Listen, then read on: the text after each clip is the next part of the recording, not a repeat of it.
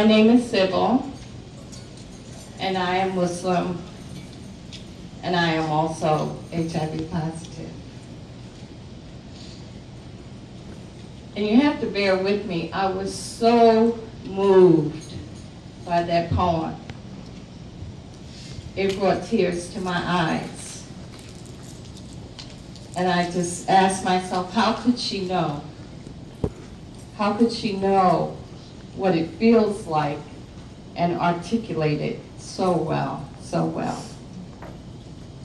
I'm here today as a supporter and member of RAHMA, and I'd like to share my story with you today. I was diagnosed with HIV in 1996. And at the time, I wasn't looking for a diagnosis. I got kind of caught up in a blood drive at work. And I was called in. I never wanted to participate in a blood drive because I knew there had been a time in my life when I had been involved in some risky behaviors. And I went into the blood drive, and they try to give you a little bit of privacy, and they ask you some very personal questions. And I did not tell the truth. So they proceeded with taking the blood. Alhamdulillah, the Red Cross is very safe. They test all blood that they take. And so soon after, I got a letter in the mail that there was something wrong and I needed to go in. And I went to the Red Cross, and alhamdulillah, I just, I know that Allah was orchestrating everything, because when I went into the back, into the room, the counselor that came in was one of the sisters from my community, from my masjid. And I had no idea that this was the type of work that she did. And I felt, that was a small comfort, because I had another Muslim sister share this initial information with me. And immediately, I thought it was a death sentence. I was very afraid. I was very ashamed. And I began to reach out to others, because I go to other places, and I had heard people talk about being HIV positive. However, I, didn't think it was me. I was married at the time. I was Muslim at the time of my diagnosis. And before I got married, I wanted to get tested, because I had been married before. I had practiced some risky behaviors. And my husband, at the time, discouraged the HIV testing. And wanting to be the good Muslim wife that I wanted to be, I followed his lead and did not get tested. So once I found out I was positive, I reached out to some non-Muslims, because I didn't know any Muslims that were positive, that were talking about being HIV positive. And I was led to local support groups in my community, none of which were Muslim. No Muslim to be found. But I had to do what I had to do to educate myself so that I could get better on the inside, and then begin to work towards getting better on the outside. As I said, I've been positive since 1996. I've had a very, very long journey. I've had a lot of ups and a lot of downs. Being HIV positive is not something that was very easy for me to accept. So initially, I was ashamed. I was very ashamed. And I did not want to take any medicine, because at that time, the medicine was so invasive that just taking it made you sick. It made you sick. And I had a job. I had to go to work. I couldn't be throwing up in the trash can every morning. You know, so I didn't take it. Alhamdulillah. Allah led me to some healthcare practitioners that worked with me. But what I know today is they could only work with me if I gave them permission to work with me. So I had to tell them the truth about me. My general practitioner became almost like my therapist because they had to know everything about me so that they could help me. And I went through periods of time where I did not take medicine. I went through periods of time where I was able to take medicine and get on track only after having my T-cell count go down into single digits. And let me tell you what that means. What that means is that I could no longer take care of myself. I could no longer go to work. My children and close friends had to wait on me hand and foot.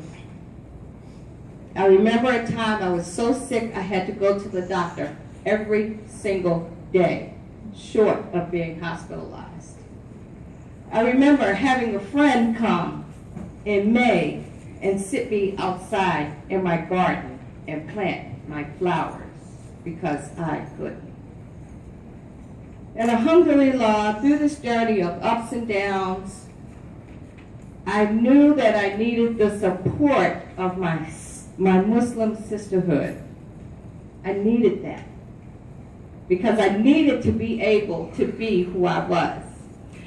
So the community that I belong to in Baltimore, which is where I'm from, we had a group of sisters that would meet once a month. And after being diagnosed for a couple of years, one Saturday morning we had brought somebody's backyard, and I just banged on the table. And I said, sisters, I got something to tell you. They're used to my happy face. And I said, no, I got something to tell you. I need you to know that I am HIV positive. And I need you to know that I need your love and your support. Because on the day that Allah calls me home, you all are the ones that are going to be there to wash my body. And after that, that kind of freed me. That freed me. My sisters began to take care of me. If I looked like I wasn't well, they came to check on me. They've cared for me throughout my journey. When my daughters, my older daughters, I have twin daughters. When I was diagnosed, they were in high school. When they turned 18, I said, you must get tested. Well, Ma, you must get tested. Before you go from a pediatrician to a general practitioner, you must get tested. You need to know that there was a time in your life when you were not infected with the HIV virus. Beyond this, I have no more control over you. And you will be responsible for all the decisions that you make from this point forward. I didn't have that opportunity. I didn't have a time when I knew that I wasn't infected, so I never knew when I got infected or how I got infected. And once I was diagnosed, none of that mattered because it wasn't going to change anything. But it was important that they know. And it is important that you know. It is important that you get educated about HIV. It is important that you don't leave your destiny to someone else. It is important that you take care of you. It's been a long time since I was tested. I've participated in many HIV programs, and they were always Christian because it's something that I really can't describe that takes place when you got to get in touch with your own mortality. I can't describe it, but that poem really did something to me. And what I found was, for me to be all right with me, I needed to observe World AIDS Day. So every December 1st, I was in somebody's church, all wrapped up, but I was in there, sitting in the back. They're talking about, you know, HIV and having speakers and what have you. And of course, like when they got to the point where it just got a little hot in there for me, then I would leave. But I needed to do that for myself so that I would feel some sense of empowerment. I partnered with a group of women. I'm the only Muslim. We've made 2 HIV videos for women living with the virus. But I longed for a Muslim organization. You know, in 2004, I established World AIDS Day in my masjid.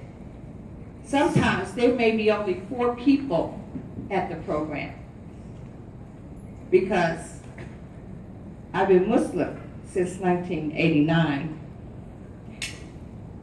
We're not really good at talking about social ills. We don't do that. But we need to change that, because we end up alienating and isolating our brothers and our sisters.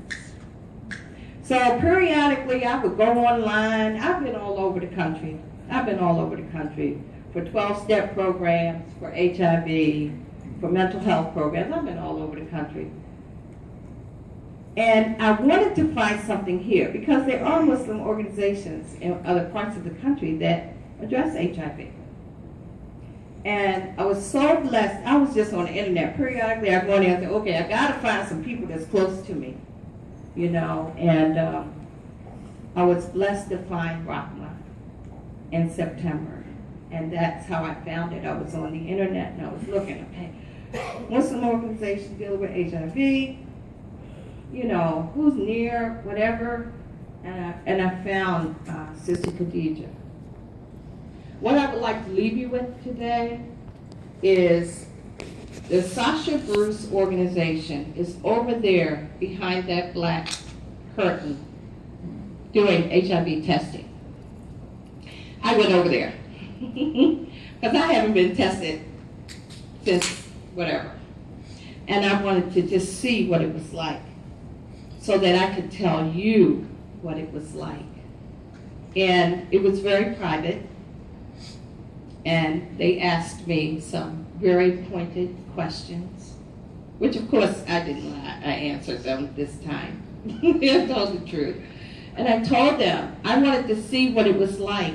I wanted to see what it felt like so that I could share that with you. It is so, so important that you know your status. I cannot stress that enough. This is something that you can control. It is important. So I encourage you to use the services that are available today. They will follow up if there is a need. But you need to know your status. You know, today I am very healthy. Today I have grown with my disease. I take my medications. However, it is still not a walk in the park. If I get a cold, it's not just a cold. It's not just a cold. I can't ignore things, hiccups in my health, because the way it may affect you is magnified in the way that it would affect me. And so I have to be very careful. I found that talking about HIV, talking about me being HIV positive, gives me a sense of freedom. I don't have to hide anymore. And it's such a blessing. So I hope that I've said something today that will help you take care of you, or help you help others. Because HIV affects everyone. When I'm in a group or working with a program, I know that there are people that are HIV infected and affected. And affected can be just as intense as being infected. So may Allah bless you all. And I hope that if you see fit that you will use the services that are here today to find your status. Thank you.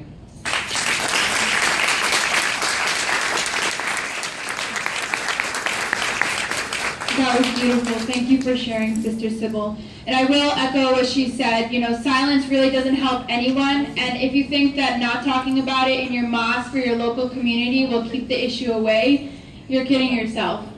So with that, we'll continue with the show. I hope that the front row is enjoying their glam bags, which are full of little goodies to show our appreciation for buying a front row ticket, but we have a family member who is infected by needles. As you may have noticed, some of our models and staff have beautiful henna designs by our henna artist Shweta, who did henna over the last 3 days to get our girls glammed out. So if you look under your chairs, you can go ahead and look. Some of you will have little bags with some prizes and jewelry, and they're a token of our gratitude. So one of those is a gift certificate for henna by Shweta as well. Go sit over there.